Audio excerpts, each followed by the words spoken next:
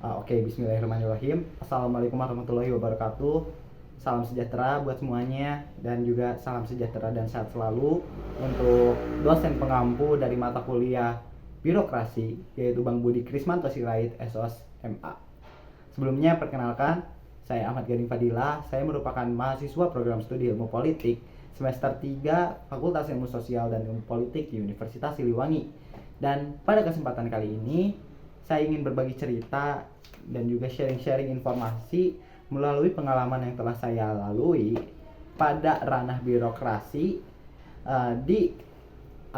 pada ranah birokrasi yang ada di Dinas Kawalu, yaitu Dinas Pengendalian Penduduk, Keluarga Berencana, Pemberdayaan Perempuan dan Perlindungan Anak.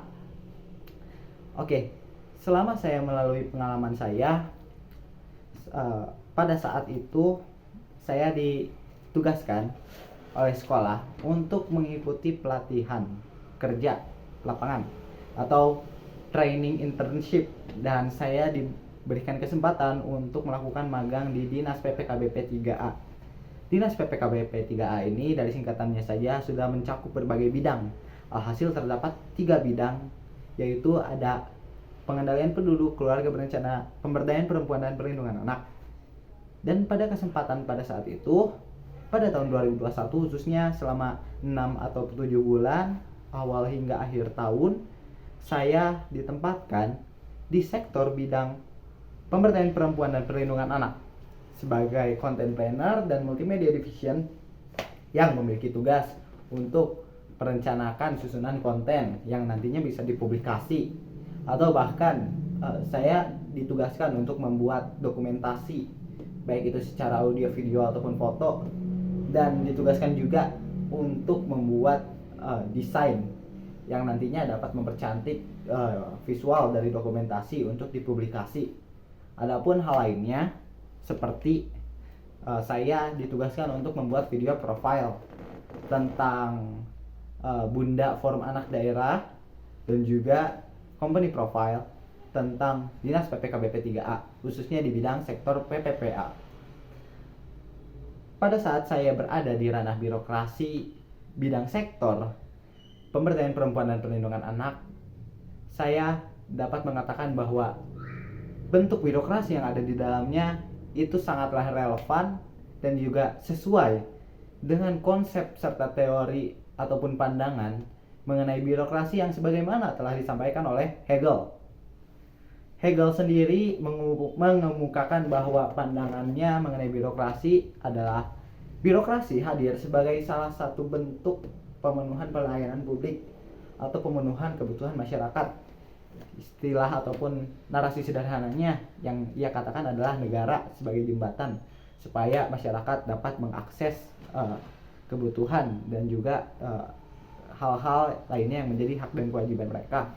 Oleh karena itu sederhananya disebut pelayanan publik, dan pelayanan publik sendiri menjadi salah satu unsur pemenuhan dari reformasi birokrasi pada saat itu. Selain netralitas dari pegawai negeri sipil atau birokrat saja, ataupun selain penghapusan dari dui fungsi ABRI juga. Dan hal yang bisa saya katakan mengapa saya bisa menyebutkan bahwa birokrasi yang ada di bidang sektor pemberdayaan perempuan dan perlindungan anak ini sesuai dengan teori Hegel, karena yang pertama mereka mengadakan pelayanan pengaduan, teman-teman. Pelayanan pengaduan ini saya lihat sangat masif dan juga baik sekali komunikasinya setiap bulan. Meski ini sebenarnya bukan kabar yang baik, tapi ini juga bersifat privasi, saya tidak bisa menjelaskan secara eksplisit, tapi bentuk komunikasi dari birokratnya itu sangatlah bagus dan totalitas. Pada saat pendataan pada klien yang melakukan pengaduan pada saat di ranah birokrasi, Dinas PPKBP 3A khususnya di bidang PPPPA langsung melakukan follow up terhadap lembaga yang telah menjadi mitra dengan Dinas PPKBP 3A, yaitu Komisi Perlindungan Anak Daerah Kota Tasikmalaya, dengan catatan tetap diawasi dan didampingi oleh Dinas PPKBP 3A sebagai salah satu bentuk tanggung jawabnya. Dan hal yang membuat saya takjub ialah ketika pada salah satu kasus, yaitu kasus pelecehan seksual tentunya, di malam hari beberapa orang yang menjadi stakeholders penanganan kasus tersebut, delegasi dari birokrat bidang sektor pemberdayaan perempuan dan perlindungan anak, dan juga komisioner dari Komisi Perlindungan Anak Daerah, itu mereka malam hari mendatangi rumah korban untuk mendekati orang tuanya agar mendapat penggalian informasi yang lebih rinci. Dan bagi saya, entah itu konteksnya baik atau tidak, tapi menjadi salah satu bentuk totalitas, karena hal tersebut jika dilihat dilakukan di luar jam kerja, dan tidak banyak juga birokrat yang mau bekerja di luar jam kerja tentunya. Dan tentu karena hal tersebut sudah menjadi urgensi, kasus yang harus ditangani, maka sudah menjadi tanggung jawab untuk segera dieksekusi agar nantinya cepat selesai.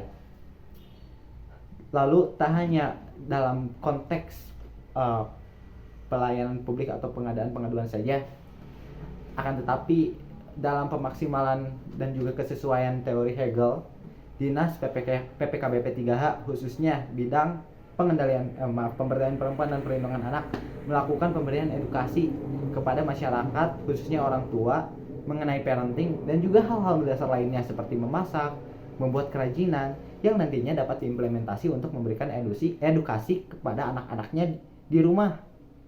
Dan itu menjadi salah satu langkah yang berbentuk inklusivitas ataupun terbuka dan sangatlah merata, mengingat edukasi yang dilakukan oleh Dinas PPKBP 3A itu merata datang pada tempat-tempat yang bisa disebut pelosok dan sulit sekali untuk mendapatkan akses teknologi informasi atau internet juga.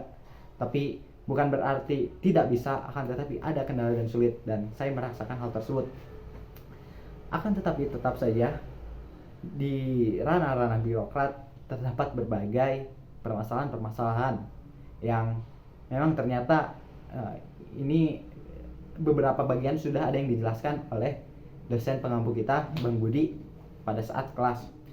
Yaitu yang pertama, setiap penanganan kasus, kalau misalnya dari Dinas PPKBP 3A yang menjadi delegasinya khususnya untuk menangani kasus tersebut bersama dengan Komisi Perlindungan Anak Daerah, selalu melakukan dana talang, dan dana talang tersebut ada yang digantikan tapi tidak sepenuhnya, ada yang bahkan tidak tergantikan dalam kurun waktu yang lama, akan tetapi ada juga yang tergantikan sepenuhnya gitu.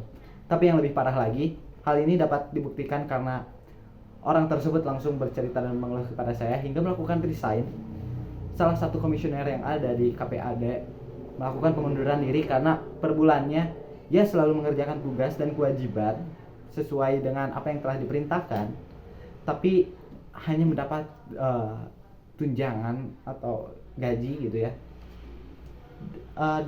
di bawah 300.000, dan belum lagi itu dibayar dengan penanganan kasus lain-lainnya yang memang belum terbayar, dan itu menjadi salah satu permasalahan serius. Adapun hal lainnya, pada saat itu saya melihat bahwa konteks dari penganggaran, karena pada saat saya magang situasinya sedang COVID-19. Saya setiap tahunnya kita para birokrat yang ada di pemberdayaan perempuan dan perlindungan anak khususnya selalu mengejar indikator-indikator untuk meraih penghargaan yang bergengsi bagi kita, yaitu Kota Layak Anak. Untuk memenuhi indikator tersebut terdapat beberapa patokan anggaran supaya program-program tersebut dapat menunjang dan memenuhi indikator yang telah tersedia. Sayangnya pada saat itu selalu terjadi refocusing. Sebelumnya kita perlu ketahui bahwa tingkat Kota Layak Anak kita adalah Pratama tahun 2020, itu paling rendah. Dan ya 2021 kita gagal naik. Kita sudah melakukan upaya berbagai cara, bekerja sama dengan seluruh stakeholders dan komunitas serta organisasi, karena untuk memenuhi indikator tersebut diperlukannya pemenuhan 5 klaster juga, yang salah satu hal yang menjadi kekurangan kita adalah duta anak juga, dan juga pendidikan khusus, program pendidikan khusus dan juga terapis untuk anak disabilitas. Kita tidak memiliki anggaran, dan anggaran tersebut katanya terkufusing dan teralihkan untuk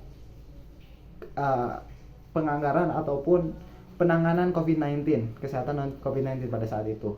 Dan sumbernya berasal dari kepala dinasnya langsung. Dan dapat dibuktikan, dan ini juga menjadi salah satu bukti konkret bahwa pada saat tahun 2021 kita tidak dapat meraih peringkat media di Kota Layak Anak hingga saat ini. Dan itu menjadi salah satu permasalahan yang mungkin menjadi dominasi di birokrasi Kota Tasik, karena di Duta Baca pun anggaran yang selalu menjadi keluhan. Oke, lanjut pada poin terakhir. Adapun yang mungkin membuat saya tercengang adalah saya tidak tahu ini bentuk manipulasi administrasi atau bukan, tapi terdapat indikasi manipulasi administrasi untuk melaporkan anggaran yang sepenuhnya sudah teralokasi dan terrealisasi. Saya mendapatkan hal tersebut dengan bukti bahwa ketika saya dengan polosnya pada saat itu diminta tolong untuk melakukan penandatanganan uang transportasi gitu ya, untuk semua orang gitu yang belum atau tidak hadir, atau tidak, yang sederhananya gini, dalam daftar hadir itu ada 70, tapi ternyata di sebaran undangannya itu 50 orang gitu. Dan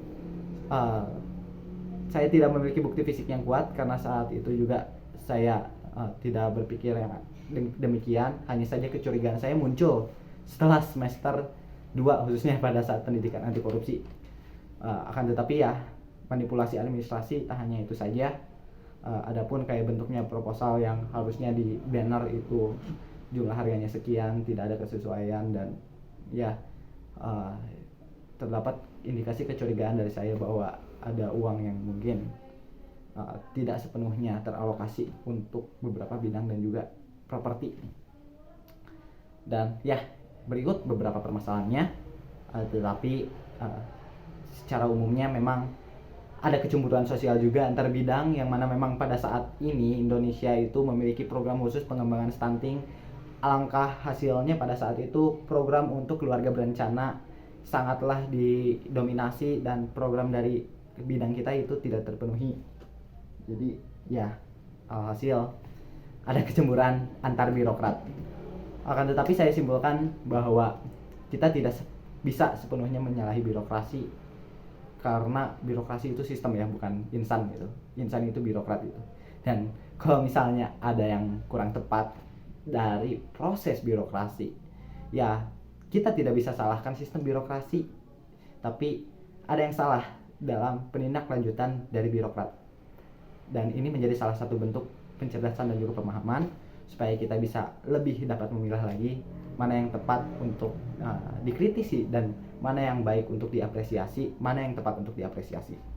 Dan ya, sejauh ini dan overall saya memiliki pengalaman baik, meski ada indikasi kecurigaan, dan saya tidak dapat melampirkan berbagai bukti yang kuat, tapi ada beberapa bukti yang memang bisa saya sampaikan melalui narasi yang telah saya sampaikan juga, seperti peringkat Kota Layak Anak, dan juga bentuk-bentuk pelayanan pengaduan sebenarnya tidak bisa dilampirkan karena itu bersifat privasi gitu, tapi ini cerita yang nyata adanya. Dan semoga di masa depan dan nanti kita bisa menjadi orang yang memiliki regenerasi baik untuk menempati sistem birokrasi. Saya Ahmad Gading Fadilah, mahasiswa ilmu politik semester 3. Sekian dan terima kasih. Wassalamualaikum warahmatullahi wabarakatuh.